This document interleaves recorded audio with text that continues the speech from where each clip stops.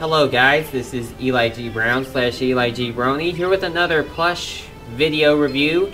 This is on Banjo and Kazooie and Mumbo from the game Banjo-Kazooie, and also Banjo-Tooie, and Banjo-Kazooie Grunt His Revenge, and Banjo Pilot, and Banjo-Kazooie Nuts and Bolts.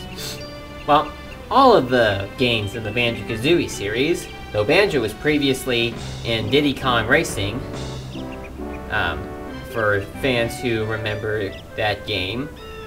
So, anyway, this is a review on the two characters that were released as plushes. I'm not sure if any of the other characters were released. I've not heard of any signs of any of the other characters being released.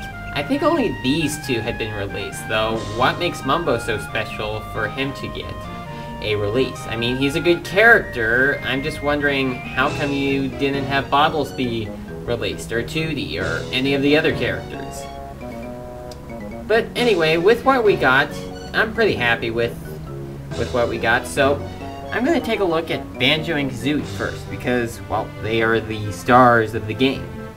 So, what you have here is Banjo, and he is a bear. He is mostly brown, and he has a tan nose and torso and feet, and he also has a shark tooth necklace. That's also pretty good, and he wears a belt, and he's got yellow shorts, which is pretty good, and also he carries a blue backpack. Now, taking a look at the eyes, well, they're blue eyes. Just like the traditional rare eyes that you see on characters. A pretty good way to recognize characters from Rareware, at least in the good old Nintendo days. Not that I really hate Microsoft Rareware. I know a lot of other people do, but I personally do not. And in his backpack is Kazooie, the red bird. So, looking at Kazooie, she has her mouth open for some reason, and she has green eyes, and she's also got this hair. Banjo also has hair, and she's always in Banjo's backpack. Now,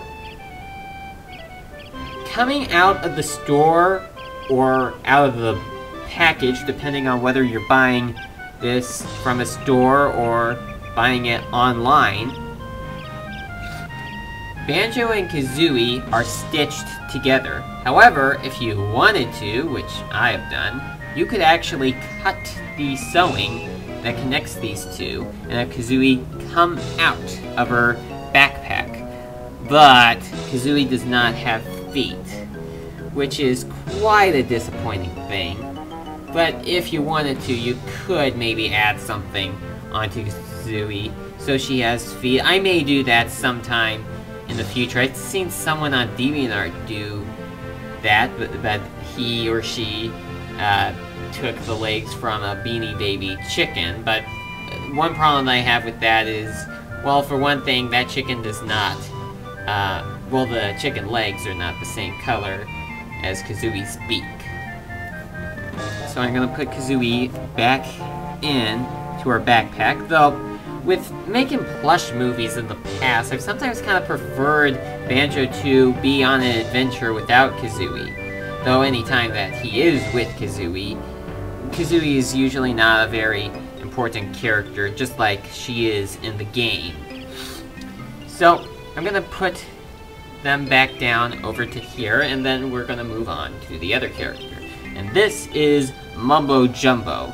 He is a thing, though people speculated that because he has a similar body to the grumbling enemies from Mumbo's Mountain, the first level of the game, that he could be one of them, though pink.